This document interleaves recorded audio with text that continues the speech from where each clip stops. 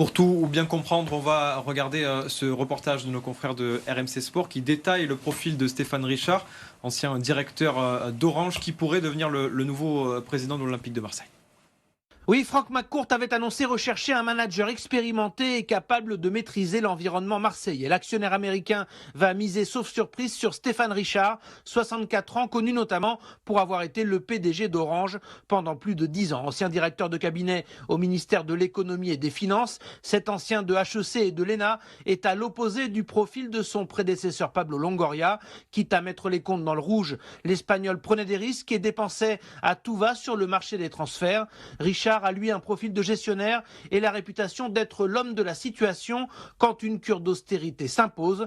Le futur président olympien aura du travail puisque l'OM a clôturé ses derniers comptes avec un déficit de 105 millions d'euros. Besma Maghribi, on l'entendait, si Stéphane Richard devient le président de l'Olympique de Marseille, on passerait du tout au tout. On avait un président plutôt côté sportif, c'est plutôt un président qui gère des entreprises, qui est plutôt en expérience sur des grandes entreprises qu'on nommerait cette fois-ci. Là, le reportage se termine sur le déficit de l'Olympique de l'OM. Donc, c'est sûr que si on est à la recherche d'investisseurs, je pense que c'est le profil qui pourrait convenir. Maintenant, est-ce que c'est ce qui... Personnellement, c'est pas celui que j'aurais choisi. Maintenant, il n'a pas du sportif ou quelqu'un justement qui gérerait tout mieux dépend, l'entreprise que tout dépend de l'état d'esprit dans lequel on est. Si on est dans un état d'esprit où on veut faire venir des investisseurs, ouvrir l'Olympique de Marseille, faire une ouverture de capital, là, il a le bon profil. C'est l'ancien dirigeant d'Orange. Il sait gérer. Il a une expérience professionnelle qui est plutôt bonne dans ce domaine-là. En tout cas, ça laisse supposer pour l'avenir à une potentielle vente de l'OM. Moi, c'est comme ça que je le lis. Maintenant, si on recherche une personne qui est dans le milieu professionnel, football, charismatique, c'est absolument pas celui qu'il fallait choisir. Maintenant, moi, ce choix-là m'inquiète parce que... on est plus sur une... voilà, moi, j'ai plus une lecture de peut-être que demain l'OM va être vendu que la recherche du nouveau Bernard Tapie qui va nous mener à la 2e étoile de la Ligue des Champions. Vincent Gesser, plutôt quelqu'un qui gère des entreprises, est-ce que c'était le bon choix pour en tout cas, gérer un club comme l'OM? Je pense que c'est pas incompatible de quelqu'un qui a, il a un beau profil énarque. Bon, vous savez, les énarques, ça veut rien dire. Hein. Moi, j'ai fait Sciences Po, et c'est pas parce qu'on n'est pas plus intelligent parce qu'on a fait Sciences Po. Hein. Ça, je peux vous le dire. Pour moi, je reste nostalgique de la période Pape Diouf, qui était à la fois compétent et qui savait, je dirais, mobiliser. L'OM, qu'est-ce qui fait son originalité dans le foot français, européen? C'est ses supporters, c'est son identité locale. Regardez, le pape est venu. Qui a accueilli le pape à Marseille? C'est tous ses supporters qui sont venus. Ouais, c'est extraordinaire. J'étais là pour la visite du pape et j'étais ému de voir tous ces supporters marseillais qui ont su l'accueillir dignement. Donc c'est cette dimension de supporters. Bien sûr qu'on peut avoir des gestionnaires, mais des énarques, quelqu'un qui a été PDG d'Orange, directeur d'Orange, pardon. Mais il faut aussi des gens qui aiment cette ville, qui s'identifient à cette ville, qui ont un regard sur les supporters, qui ont un regard tendre, qui ont de l'émotion. Alors moi, je suis nostalgique de Pape Diouf. On ne va pas le ressusciter. On le pense à lui, mais on ne va pas le ressusciter.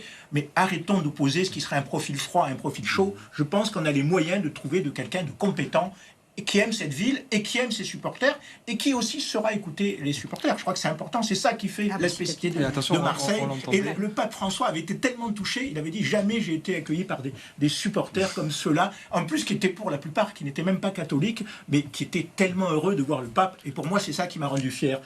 Même le pape, on sait l'accueillir grâce aux supporters de la ville de Marseille. C'est Stéphane Richard qui a une histoire avec Marseille. Hein. Il a vécu à Marseille.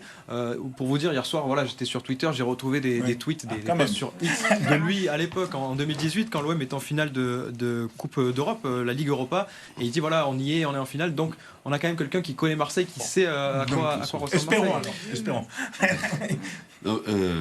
Laissons-lui sa chance. Laissons-lui sa chance. Après, si sa nomination permet justement une potentielle vente et donc un changement d'actionnaire de l'Olympique de Marseille, tant mieux. Tant mieux, parce que aujourd'hui, moi, j'ai l'impression qu'on prend le problème à l'envers.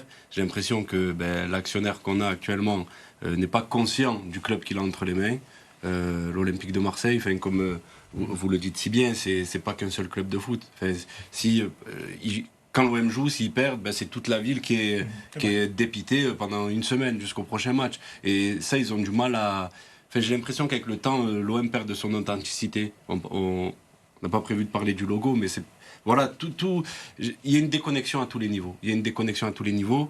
Vous dites que ce nouveau potentiel président a une certaine amour de l'Olympique de Marseille. Ben, j'espère que c'est le cas et j'espère qu'il va justement ramener un peu cette authenticité qu'on est en train de perdre avec le temps. Aya Tatia, voilà, un potentiel nouveau président. On le disait, le logo, c'est aussi quand même une nouveauté. Ça montre une volonté d'aller dans une nouvelle ère, peut-être pour l'Olympique de Marseille. Est-ce que c'est la vision qu'il fallait pour ce club, selon vous? Je pense qu'on ne peut pas le juger a priori. Il va falloir lui laisser un petit peu de temps. Mais ce qui est certain, c'est encore une fois mon opinion, Marseille, c'est justement cette fièvre du football.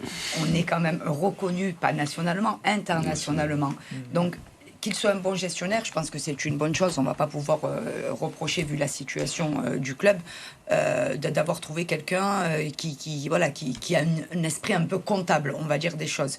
Maintenant, cet esprit comptable ne doit pas effacer la magie, la ferveur et justement l'histoire particulière de Marseille, parce que les supporters doivent se retrouver là-dedans. Voilà, donc il faut qu'il fasse un petit peu un exercice d'équilibriste, c'est-à-dire qu'il ait cet exercice comptable d'un côté et cet exercice de charme envers les supporters et les Marseillais en général, parce qu'on est quasiment tous supporters de l'OM. Donc je pense qu'il va falloir lui laisser du temps. Moi, j'aime pas juger a priori. J'attends de voir, et puis dans quelques temps, on en reparlera.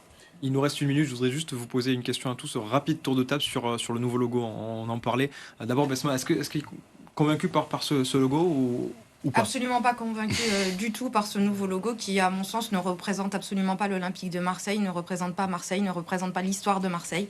J'adhère pas du tout. Aya Tatia?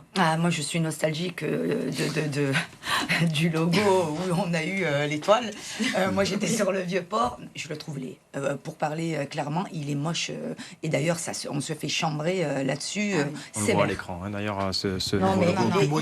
il est froid.